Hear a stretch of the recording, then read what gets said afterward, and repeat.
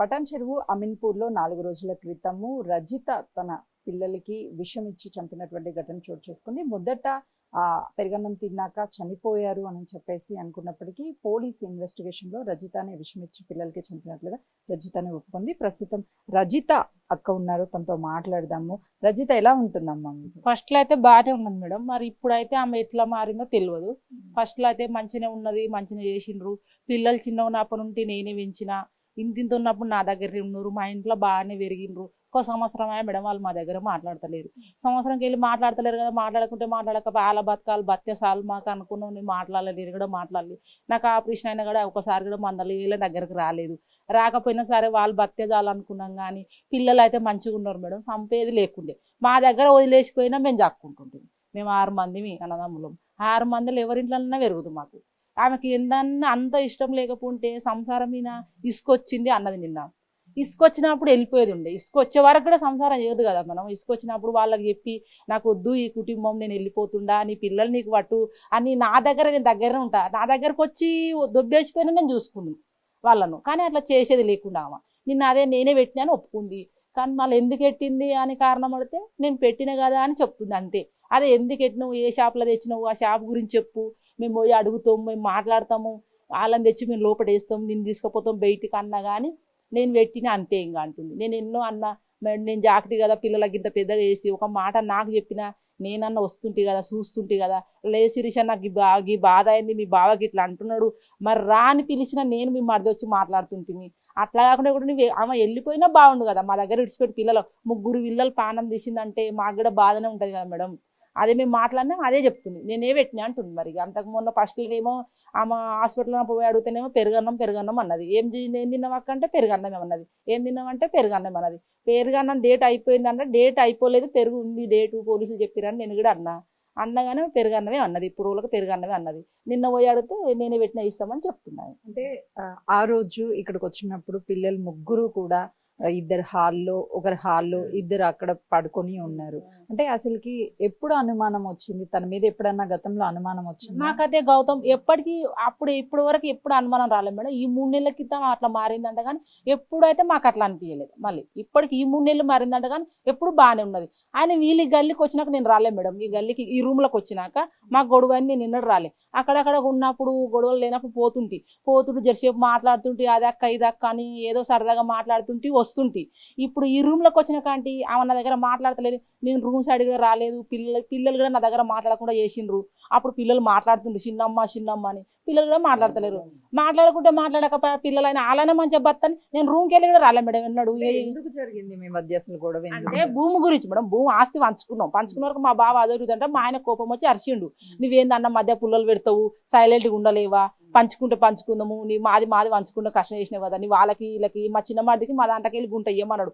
నేను కష్టపడ్డా, మస్తు కష్టపడ్డా, నాది నేను చేసుకున్నా, ఎందుకన్నా నువ్వు పుల్లలు పెడతావు, నువ్వు సైలెంట్గా ఉన్నా, దాంట్లోనే అరుచుకొని మా సైలెంట్ అయిపోయారు వీళ్ళు.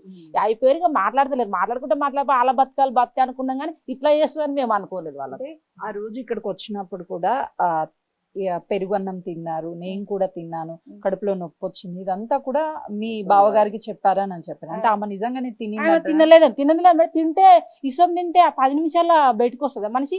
ఒక మినిమం ఒక రోజైనా పడుతుంది కదా మనకి ఇసం తిన్నప్పుడు. ఆమె ఒక 10 నిమిషాల్లోనే మాట్లాడింది మేడం. మంచిగా నేను పోతే మాట్లాడింది నా దగ్గర. ఎట్లుంది అక్క, ఏమైంది అంటే మళ్ళీ అన్నది పిల్లలు బాగుండరా అని అడిగింది నన్ను. అంటే పిల్లలు బాగుండరు, ఆడుతున్నారు, నీకు ఏమైంది, ఎట్లా అయింది అంటే కూడా నేను పెరుగన్నం తింటే ఇట్లా అయింది అన్నది. ఆడికైనా అడిగిన పెరుగన్నం తింటే అట్లా ఎట్లా అవుతుంది అక్క, పెరుగు మేము కూడా తిన్నాం కదా నైటు అంటే తెలియదు నాకు, పెరుగన్నమే తిన్నా. నా పెరుగు తెచ్చి నేను 5 రోజులు ఫ్రిడ్జ్లో పెట్టాను. అది 5 రోజులు వారం రోజులు ఫ్రిడ్జ్ పెట్టినా కానీ అట్లా కాదు కదా అన్న. నేను ఆడికైనా ఆ డాక్టర్ని అడిగిన, ఏం పెరుగన్నది కదా సార్ అంటే, పెరుగన్నది గట్ల ఎందుకు అవుతుంది అమ్మా అంటే వాంతింగ్ అయితే, లేకపోతే చక్కెర వచ్చినట్టు అవుతుంది, ఏదో ఒకటి అవుతుంది, అది అయితే కాదు కదండి. పిల్లలకైతే బురుగు వచ్చింది కదా మేడం, పెరుగన్నం తింటే అట్లా ఎట్లా బురుగు వస్తుంది, పిల్లలకు బురుగు వచ్చింది. మరి నాకు 3 గంటలకు ఫోన్ చేసిరు గల్లెలు, ఇట్లా అయ్యింది, పిల్లలు పిలిస్తే పలుకుతలేరు, జర రా అని పిలిచిరు, మీ అక్కకు సీరియస్ ఉంది, వెళ్ళిపోయింది మీ అక్కకు హాస్పిటల్ అన్నారు. నేను వచ్చి రాగానే పిల్ల ఆడవిల్ల ఇలా వండింది, హాల్లోనే వండింది. రాంగ ఆడవిల్లనే నేనే లేపిన. అమ్మ మధుప్రియ తో మాట్లాడినప్పుడు ఏం చెప్పారు? ఆమె పాయిజన్ తీసుకుందని చెప్పి అప్పుడు ఏం చెప్పలేము మేడం. ఇంకా ఇప్పుడైతే ఏం చెప్పాను, తర్వాత చెప్తాను. నేను గజ్జర సేపు మాట్లాడినా, ఆ డాక్టర్ నువ్వు బయటికి వెళ్ళిపో నువ్వు అని అన్నాడు. బయటకు వెళ్ళిపోమంటే నేను బయటకు వచ్చేసిన. నేను ఇంకా మళ్ళీ పిల్లల దగ్గరికి వచ్చిన మేడం. ఇక నేను ఫస్ట్ పాపను వచ్చి లేపిన, రాగానే లేపితే పిల్ల అప్పటికే నురుగా కక్కింది. నేను అప్పటికే భయం బయటిపోయి నేను మొత్తుకున్నా. పిల్ల చనిపోయింది, ఇక బతకలేదు పిల్ల అంటే మా ఆయన లోపల చూస్తే ఆ పిల్లలు చనిపోయారని మా ఆయన వచ్చి మొత్తుకున్నాడు. మాకైతే ఫస్ట్ అనుమానం ఏం లేకున్నది మేడం. ఈ 3 నెలలు ఆమె ఎట్లా మారిందో మాకు తెలియదు మేడం. మరి ఇక మేము దగ్గర లేము. ఏం అంటే వేరే ఒక ఫ్రెండ్ పరిచయం అయ్యాడు, తన క్లాస్మేట్, పార్టీకి వెళ్తే అతనితో వెళ్ళిపోవడానికి ఇదంతా చేసిందని కూడా అంటున్నారు. వాస్తవం అంటున్నారు కానీ నాకు అదే చెప్తున్నా, ఈ 3 నెలలకి ఇద్దరికి ఏం జరిగిందో తెలియదు. ఇక మా బావ అడిగితే మా బావ నాకు తెలియదమ్మా, నాకు కూడా అంత అనుమానం రాలేదురా అన్నాడు. నిన్ను అడిగితే మా ఆయన నుండి నీకు తెలియలేదన్న, ఇంతనన్నా నిగపెట్టలేదంటే నాకు అంత అనుమానం రాలేదురా, నా పెళ్ళమే కదా అనుకున్నా కానీ ఇట్లా చేస్తుందని నేను అనుకోలేదు కదా అని ఆయన అంటున్నాడు. ఏం చేస్తుంది రజిత, ఏం చేస్తుంది? ఆమె ఇన్ని రోజులు ఖాళీనే ఉంటుండే మేడం, ఖాళీనే ఉంటుండే. ఇప్పుడు 2 సంవత్సరాల గిడ ఈ స్కూల్ ఎక్స్పీకిస్లో చేస్తుంది. 2 సంవత్సరాలు ఆమె టీచర్కి చేస్తుందంట. ఆ టీచర్ కూడా చేస్తుంది మాకు తెలియదు, జాయిన్ అయింది నాకు తెలియదు. చేస్తుంది అంటేనే వేరే వాళ్ళు అంటేనే తెలిసింది చేస్తుంది, మీ యారాలు డ్యూటీ చేస్తుంటే చేసుకొని బతకనిక చేసుకుంటుంది అనుకుంటున్నాం కానీ మాకు ఇట్లా చేస్తుందని మాకు తెలియదుగా మేడం. ఎంత వయసు ఉంటుందమ్మా ముగ్గురు మేడం పిల్లలు? పిల్లలక పాపకు 10 సంవత్సరాలు, బాబుకు 11, ఆయనకేమో 9 సంవత్సరాలు ఏమో అంటున్నారు. చిన్న బాబు. పిల్లలు అయితే బాగా ఉన్నోళ్ళు కదా వాళ్ళకు, పిల్లలకు సంవత్సరం తేడా మేడం వాళ్ళకి. రజిత ఈ 3 నెలల నుంచే మారింది. అంతకు ముందు కుటుంబ సభ్యులతో బాగానే ఉండేది, ఎక్కడ గొడవలు ఉండేవి కాదు అని చెప్తున్నారు. రజిత పిల్లలతో చాలా బాండింగ్, అంటే వాళ్ళ అన్నయ్య ఉన్నాడు, తనతో మాట్లాడదాము. ఆ పిల్లలు ముగ్గురు చాలా చిన్న పిల్లలు, పాయిజన్ ఇచ్చేసి చంపేశారు. అసలు ఆ పిల్లలు ఎలా ఉండేవాళ్ళు? తమ్ముడు చాలా మంచోళ్ళు, మా చెల్లి కూడా చాలా మంచిది, అందరు మంచోళ్ళు.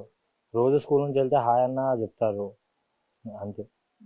అంటే చెప్తూ ఉంటారా, అన్న నేను మంచిగా చదువుకుంటాను, ఇలా నేను మంచి ఆఫీసర్ని అవుతానన్నా, లేకపోతే నేను మంచిగా ఇట్లా ఇంజనీరింగ్ అట్లా మాట్లాడుతూ ఉంటారా? ఆ పిల్లలు ఎట్లా యాక్టివ్గా ఉంటారు? ఇన్ని రోజుల నుంచి మేము మాట్లాడలే వాళ్ళ దగ్గర, వాళ్ళు మా దగ్గర మాట్లాడలేదు. రోజు నేను స్కూల్ నుంచి వస్తాను కాబట్టి వాళ్ళు చెప్తారు హాయ్ అన్న అంతే. ఇంకా వాళ్ళు ఏం చెప్పారు ఇట్లా నేను ఏం చదువుతాను మంచిగా చదువుతానో వాళ్ళు ఏం చెప్పారు.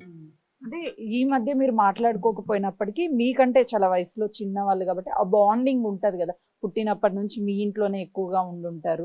సో ఎట్లా ఉండేవాళ్ళు వాళ్ళు? చాలా మంచిగా ఉండేది, మాతో మంచిగా ఆడుకునే వాళ్ళు, చాలా ఎంజాయ్ చేస్తుంటే. చాలా మిస్ అవుతున్నా వాళ్ళని కూడా. మా పెద్దమ్మ ఎందుకు చేస్తుందో నాకు తెలియదు, అలా చాలా ఏడుపు వస్తుంది నాకు కూడా. రజిత ఆ పిల్లల్ని ముగ్గురిని కూడా పాయిజన్ ఇచ్చి చంపేసింది. కానీ ఎంత యాక్టివ్గా పిల్లలు ఉండేవాళ్ళు. స్కూల్కి వెళ్ళేటప్పుడు అంటే వీళ్ళ అన్నదమ్ముల మధ్య చిన్న గొడవైనప్పటి నుంచి ఒక 1 year నుంచి మాటలు లేనప్పటికీ కూడా వాళ్ళ కజిన్ అన్నయ్య ఎవరైతే ఉంటారో ఆ అన్నయ్యకి ఆ పిల్లలు హాయ్ చెప్తూ స్కూల్కి వెళ్ళేటప్పుడు వచ్చేటప్పుడు మాట్లాడుతూ ఉండేవాళ్ళు. కానీ ఎందుకు చేసింది అన్న రీజన్ ఇప్పటికీ తెలియదు. కానీ బయట మాత్రం తను వేరే వ్యక్తితో పరిచయం ఏర్పడి తనతో ఉండాలి అని నిర్ణయించుకొని పిల్లల అడ్డుని అన్న అడ్డుని భర్త అడ్డుని తొలగించడానికి ఇదంతా చేసింది అని చెప్పేసి వాళ్ళ కుటుంబ సభ్యులు చెప్తున్నారు. కెమెరామెన్ సురేష్తో సుజాత, అమీన్పూర్.